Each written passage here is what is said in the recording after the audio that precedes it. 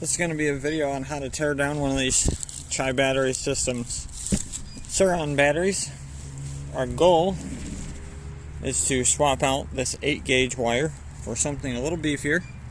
This is the 60-volt compact version.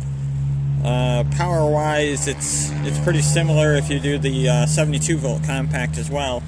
This is 8-gauge silicone wire. Wire ratings, most that you find online, if you look up standard 8-gauge wire rating, standard 10, 12, 14, so on and so forth, those wire ratings are usually based on building codes and national codes. So like 14 gauge might be 15 amps, 12 gauge would be 20 amps. That's for like residential and keeping the wire from overheating, but the current rating has a lot to do with the outside jacket that is on the wire. So in this case, these are silicone wires.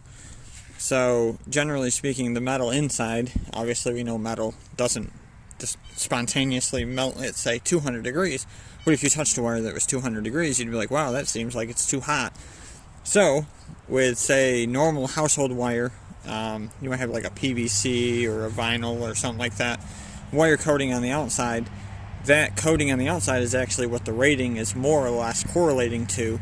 So in this case, we've got, it does have a QS8 on it right now, but it has an 8-gauge silicone wire. It's good for about 200 amps. You can do small bursts here and there. It's not going to be a huge deal. But where the problem comes in is voltage drop. Now you can see we've got about a, let's say 5-inch, maybe 4-inch pigtail here. But inside, it actually goes around here and around here. So what we're going to do, I have 2 of these. I've already done the other one, got that started. I'm going to show you how to dismantle these safely so that you can open these up. Show you how to remove this top cap so that we can get in and have access to the battery terminals inside so we can switch it out. I'm going to switch to 6-gauge, which is good for 300 plus amps, no problem.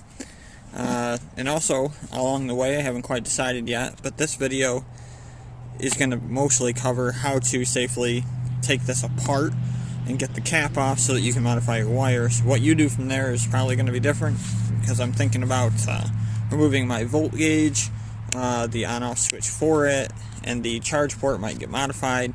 So right now, this top cap is 3D printed. I did redraw, I 3D CAD drew it so that if somebody needs to modify one, breaks theirs, wants to remove the holes, I did upload it to Thingiverse. If you go on there, search surron, you'll find it. There's one with the window, without the window. All the models don't have this because they super glued it in and I can't get it out. And then some don't have the wire port in the back, so you can pre-drill your own holes. So let's get it started. First thing you're going to need to do, preferably, is to come outside. You can certainly do this inside your house, but if for some reason batteries scare you, which to an extent they should, whether or not you're experienced, you may want to do this outside. Worst case scenario, you know, if it goes up in smoke, it's not in your house. It's going to be awful hard to get this thing out of your house. So, some tools that you will need. A razor blade. I've got some wire cutters for when we get deep inside the battery. Plastic pry tool. These are trim panel removers. I've also got a plastic squeegee thing for vinyl, which I can also use as a little pry tool between joints. Once we remove this heat shrink, you do not ideally want to use any metal tools whatsoever to pry, remove, scrape, you name it. You do not want to use metal tools if you can help yourself, because if metal touches anything, even if you know that it's not supposed to touch, you know, say here and here, things happen. You don't want it. These are cell level fused, so each battery cell, there's a bunch of them in here, there's like 100 and something. Each cell has a fuse on it. If you short it out, you might pop a bunch of the fuses, and then you're going to have a really crappy battery because half the cells are going to be garbage. Down on the bottom, there is a joint, and this is more of a note for funsies. If you take E6000, you can go right around here and make a nice clean bead, and you can actually seal this off so that it's waterproof and water can't intrude from the bottom up. This particular battery pack only has one ride on it. I used it for an enduro, which is why it's got a little bit of mud on it, but other than that, it's brand new. I would not recommend doing this with a fully charged battery. Again, it's more or less like a minor safety thing. Plus, if you're going to tear this apart for a few days, probably best not to have it sitting at a high charge level. This one's at 40%. So what we're going to want to do is we're going to take a razor blade, and again, I emphasize this. This is a slow process. You want to be very methodical about it and do just the slightest of cuts. This heat shrink on the outside, we're not going to cut the face that has the cool sticker with all your info on it. We're going to start right here in a corner, and you're going to make a nice score. You don't have to press hard, just make a little score so you can see the little scratch mark, and then get in behind it so you can pull it away. And then I'm just going to run it down nice and slow, pulling it away from the battery as I cut so that there's always space between the actual battery and where I'm cutting. Work your way down. I'm going to switch to my other razor blade. This one has a flat edge on the top.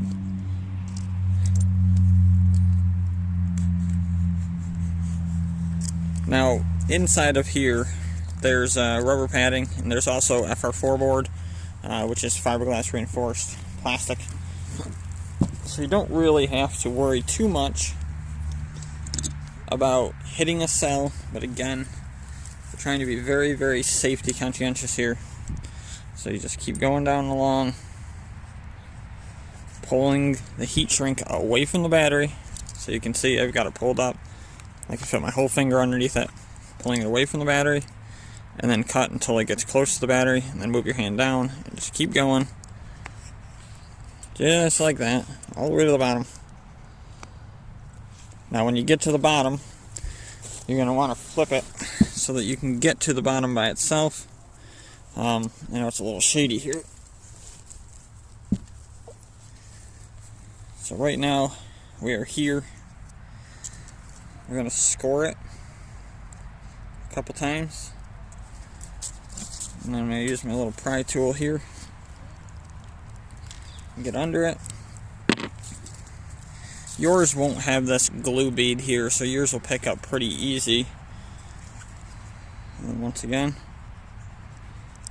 Now when you see me sawing like that, I'm not pressing at all. I'm literally just touching the blade on it like that.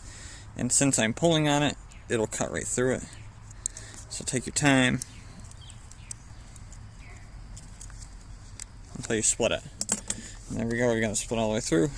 Now we're going to peel this off nice and slow. See, I've got a lot of this upper glue here, which is that E6000 that I talked about. Flip it down.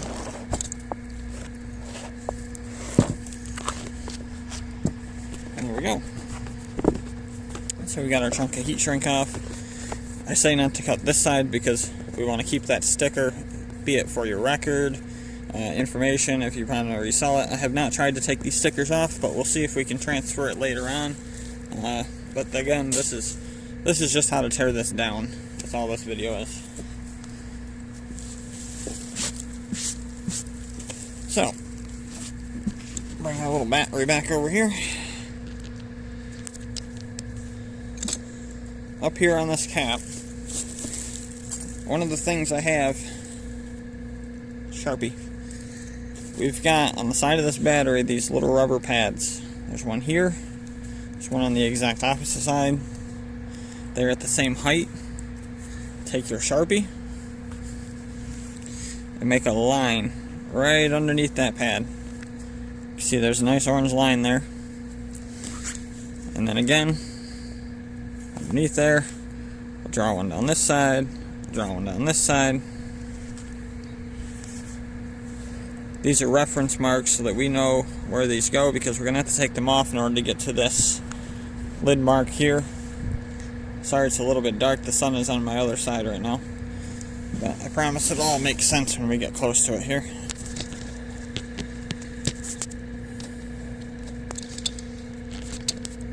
Alright, so you can peel these off. They're not super adhesive to it. Now you can see we've got one little fiberglass strip in there, and it goes up this way. I think it's a reinforcement for the strap so that when you pull, it's got a little bit of a stopper.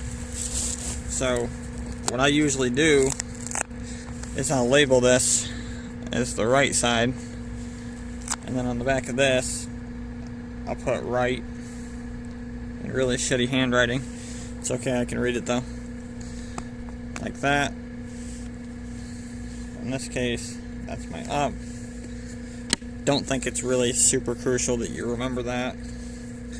Now while we got it on this side, we are going to go ahead and get this handle released off the side of the battery, because we're going to need all that room between the battery cap to be able to get to the internals. So just take your time and peel 8.5 layers of fiberglass reinforced tape off this thing. There we go.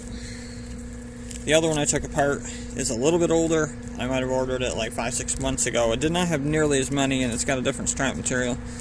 I think they just go based on vendors and demand and whatnot, but now we got that off. Flip it back up here. Now you can see, maybe, like I said, it's kind of bright out here, but there's another rubber pad here. I'm going to go ahead and take that off. We don't need to mark this one because there's only 2 sides. We already know that that one's the right side, so we don't really care. Take your strap and get it out of the way. Now the way that this works is, this is a 3D printed cap, and they got a crap load of glue along this edge. Let me switch camera sides here, maybe we can get some better lighting.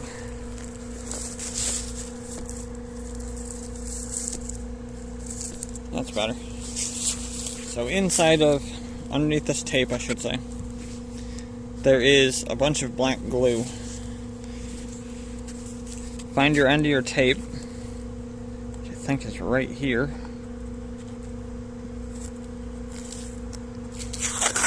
Peel it off. Guess that's all I'm getting out of that one. Like I said, this glue, might as well call it goo, it's quite decent. And I know what glue it is, so when we get to that stage we'll discuss it. I can already see, and so can you, there's a little bit of dirt in there. So even though these batteries are more or less sealed, you still get a little bit of dirt in there. My other battery, which I had used quite a bit, had dirt down in here in the FR4, so it had clearly made its way through. Hopefully my phone doesn't overheat, because it is in the sun. Hopefully. So now that we got our tape off of here, we have to go through the process. There's a glue joint here. This is your FR4 board. It's like fiberglass board, I suppose. And we need to peel it off of this cover. It's the only thing holding it on. So if you get in between here with a tool, like so, and you go nice and easy, you can start to peel it up. But what you're going to find is that that glue is holding about a ½ inch down across here. The cells are within this, but there is another layer of protection between them. It's thin, but there's another layer. So I'm going to take my knife and I'm just going to go down through here, and I'm really going to sink in about 1/4 of an inch. I'm just trying to break that upper seal on the glue. About 1/4 inch deep. That's all I'm going. So now that I've got that, put a pry tool in there again. You can see it starts to come away. Same thing as with the heat shrink. Just pull back and be real gentle here.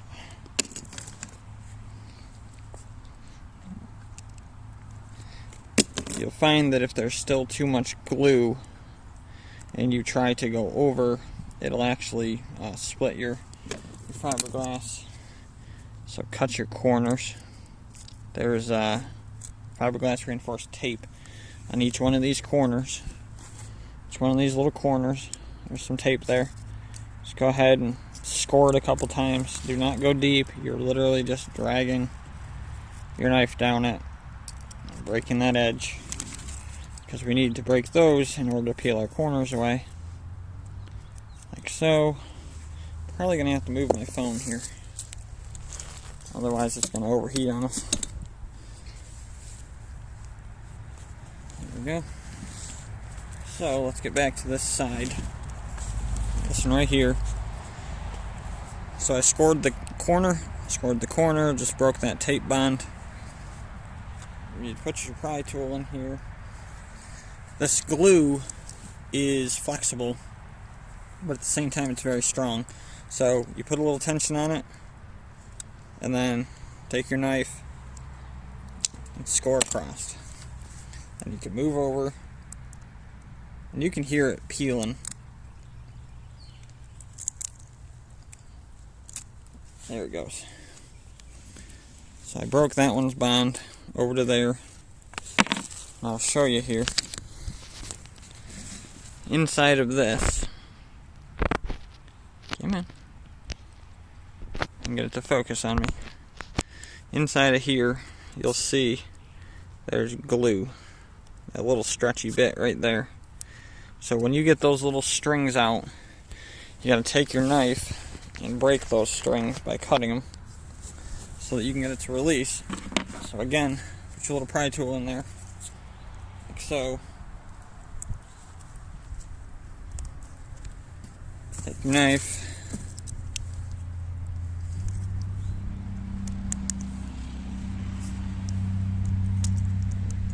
and they cut very easily when you put that little pressure on them when they're stretching. You just barely drag your knife across it and it'll break right open.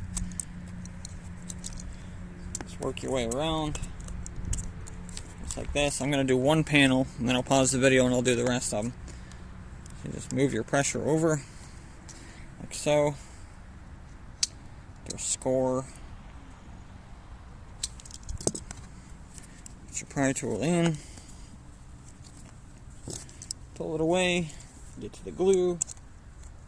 And you'll see, maybe, each time I drag the knife across here, it kind of gets wider. It's opening up that glue joint. Another one. Another one.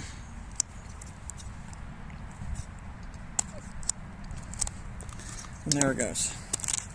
So as you can see, you gotta cut all the way down to there.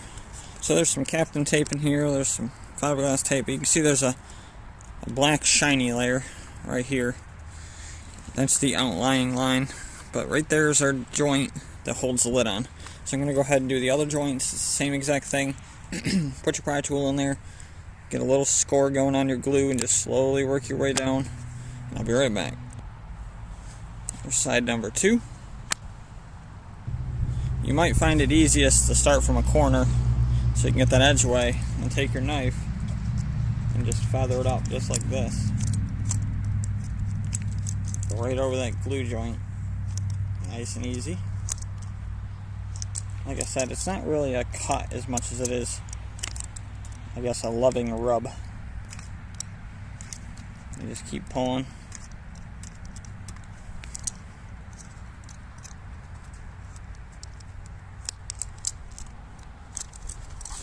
So, lots of glue in the back, apparently. There it goes. Just peels away. Last corner, we'll go over this one again. You can start in your corner, take your knife, score down through it a couple of times, about 1/4 inch deep. Take your pry tool, get behind it, so you can pull your edge away like that. Now it exposes the little gooey glue.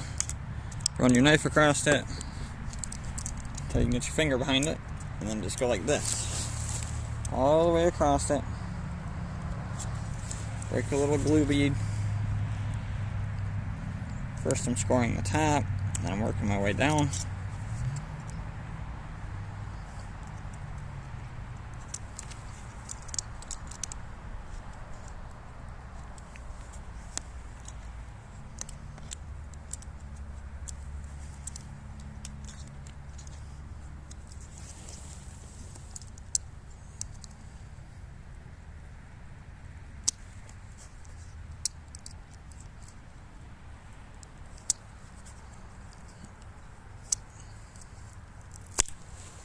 we go. So there's your last corner. So now we got all 4 sides loose. Now depending on where it is, you can sometimes grab the lid and it'll pop up, but it depends on how much glue they use, which apparently this one, glue must have been on sale that week, because there's a lot more glue on this one. So I was able to get my finger right here between the battery and the lid and pull up on it, and I can feel it starting to come loose. Now what you want to not do is pull all the way up on one side. You'll definitely want to switch sides and get it to loosen up all the way around so that you can look inside and see what the orientation of the wires is, because we do not want to bind any of these wires up. Alright, so we are completely loose, as you can see, but we are connected still right here in this corner. Now there's a few things that it could be. It could be a glue joint, or it could be our wire. So do not go using the he-hand force and just pulling this thing open without looking. So we're gonna do the safe thing. Flip it down. Gonna look inside of here and try to figure out what's holding us up. Alright. So I can already see our issue. So here is our battery. And inside this lid, there's that black wire right there that says 12 AUG. So that wire is really tight right now. That wire, and I know this from the other one, you can actually see the wire's right there. Caught in the lid. That wire is your charge wire that comes out of this port here. So what we need to do, and I would recommend a light. I know a lot of this is kind of going to be guesstimate here for you guys on the video. If you look inside of here, kind of get an idea of what you're looking at. There's one small red wire, one big red wire. Those go to this charge port. There's one big red wire, and there's one big black wire. Those are what this is, your output leads. And then there's 2 tiny wires. I think they're like 18 gauge, maybe 20 gauge. Those go to your voltmeter. So inside of here, when you look at it, I can see I got one 12 gauge wire, and it's very tight. That's the one I just showed you. You can actually see a little bit of it here. Switch you around. See if I can get you in there. You can see inside of here, there's this 12 gauge wire.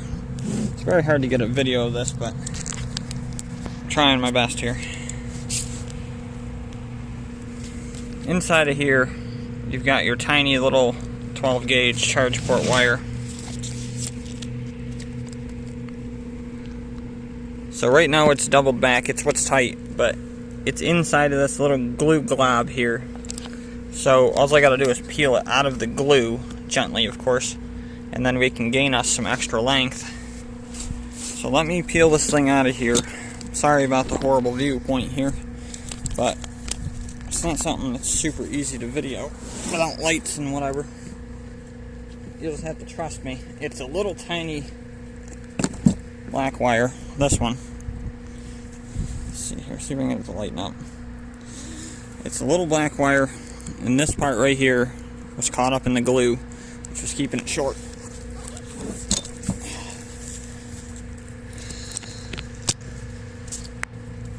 Alright, so now we're mostly open.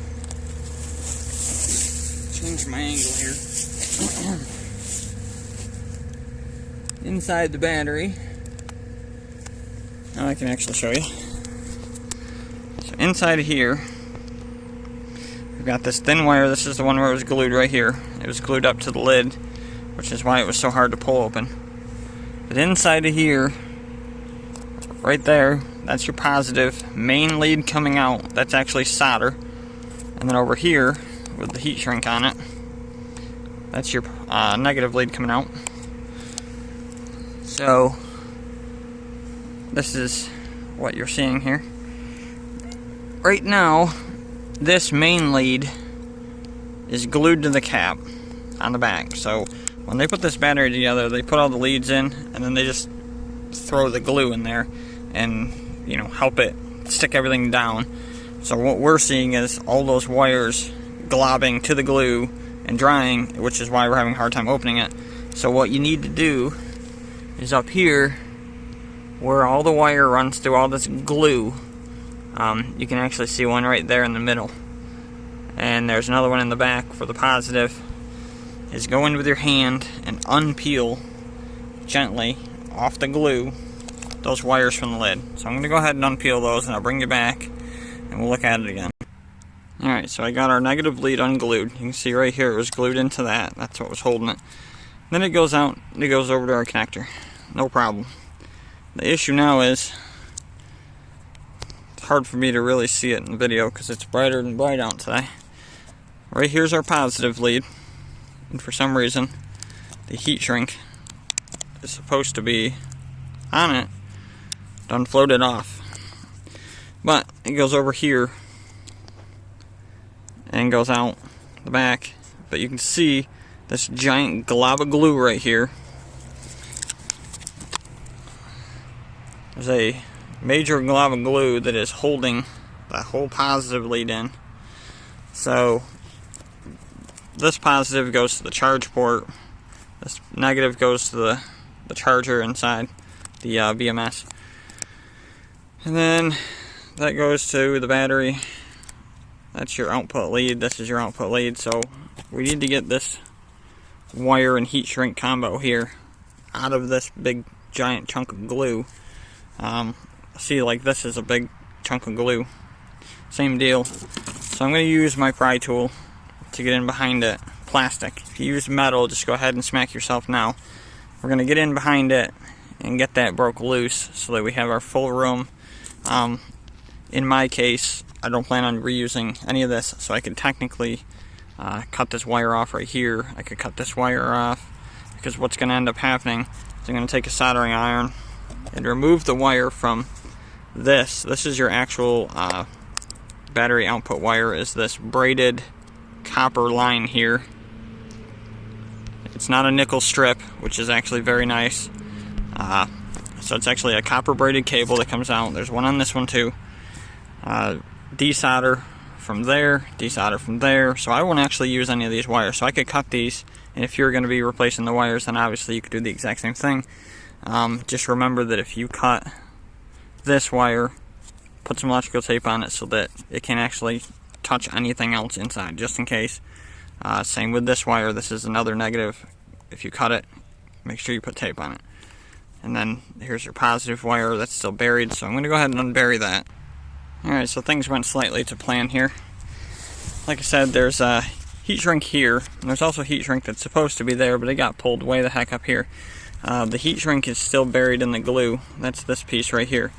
So instead, I just went ahead and cut the heat shrink open and pulled my wire out. Interesting thing here. So this is the output lead. Like I said, it's a braided copper flat cable. Dang near half the friggin' thing is cut. What in the hell? Don't mind this little spot back here. That's likely where it was heated up when they soldered it. So that's not like an arc mark or anything like that, but half the damn braided cable's broken. And that wasn't from moving the lid, rest assured here. So let's go ahead. I'll cut these leads off because, like I said, I don't need any of them. And there we go. Just like that, we got a paperweight. Expensive one, but holds the hell out of some paper. So you've got your positive lead here, and you got your negative lead over here. Like I said, they're braided copper cables. What you do is you just take your soldering iron, heat that up, pop that wire off, put your new big wire on there. The reason I say pop the little wire off is because you're just going to end up making it fall off anyways when you solder your big wire on here. But the fact that this whole braided cable is all bado, it's kind of shit. I'm going to have to fix that. Let's see if I can get a damn image of it. You can see it like tore it. And again, this is not from me opening the case, because that copper cable is super strong. Let me pull the one off this black cable here, see what that looks like. Yeah, that right there is what it's supposed to look like. You can see it's a big old beefy braided cable. That looks really good. This one, on the other hand, somebody got slap happy on this one. You can see there's no damage to the fiberglass tape behind it. So like I said, this little melty spot here is from when they soldered, not when it blew itself up. Well, you know, no big deal. I'll get that fixed. Just put some solder on there and build it back into preferably a wide cable, but that's a good looking cable right there. That's it. That's how you tear it down. Looking in here, there is a lot of glue, as you can see. Lots of glue. There's 2 buttons on the back of this voltmeter too, where you can change the modes, and the model number is hidden underneath this giant glob of glue. It's like a GUI 6D or something like that. It's a common voltmeter. You can find them online. They've actually got them glued in from the front, which is kind of cool, I guess, for sealant reasons. Over here, your battery charge port is held in by 4 screws. Take those out. You could pop that whole thing out of there. It uses 2 wires. I think it's on pin 1, pin 2. Pin 3 is not used. When you look at the back of the, thing, if you can see through all this glue, you'll be able to see what wires go where.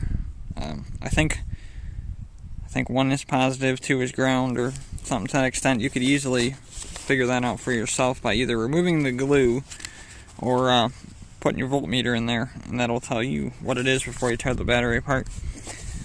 But here's a look at your battery cable. Pretty decent quality 6 gauge. Jacket's the same thickness all the way around, which usually indicates decent quality. It looks pretty good. The micro switch for the voltmeter, like I said, was not able to get that out to put it in the model because they super glue that. Everything else they pot with this glue, which I know what the glue is. It is the it's made by DAP. It's actually a concrete adhesive. It stays 30% elastic. Works really good for this, I guess, considering I can't get half the crap out. But it's DAP Pro Series polyurethane or something to that extent. It smells like liquid electrical tape, which is, I wouldn't be surprised if that's actually what they use anyways. But that's how you take it apart. There's a guy on eBay that sells the heat shrink. If you want to go back to the heat shrink, if you want to order your own, you can take your heat shrink and measure it from start to finish. That would be your circumference. Find a circumference calculator, or if you remember how to find circumference, you can translate that back into a radius, and then you'll know what diameter heat shrink you need. I believe it's 4 or 5 inch, something like that, 2 to 1. But there's a guy on eBay that has these available. He calls them like surron battery heat shrink or something to that extent. For the rubber pads, you can stick those back on. It was something like E6000 or Goop. That'll work just fine for this. You can see it's got a little contact adhesive there between it. Get yourself some new fiberglass reinforcement tape so that you can rewrap this whole thing up. I don't know what this tape is. Some kind of strong fabric tape. I don't really think it's a huge deal. They probably use this instead of that fiberglass reinforced tape because it probably has better sealing properties. But wouldn't be a horrible idea to get this all together, get these back straightened out before you put your lid on there, and then put a little seal bead just like they did. You can see they went maybe ½ inch down on each one so they would seal back up to the pack. But that's what's inside of your Chai battery.